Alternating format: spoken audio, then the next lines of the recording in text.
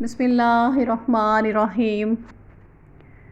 صحیح مسلم کتاب توبہ کا بیان، باب اللہ کی رحمت کی وسعت اور اس کا غضب پر غالب ہونے کے بیان میں۔ حدیث نمبر 6982۔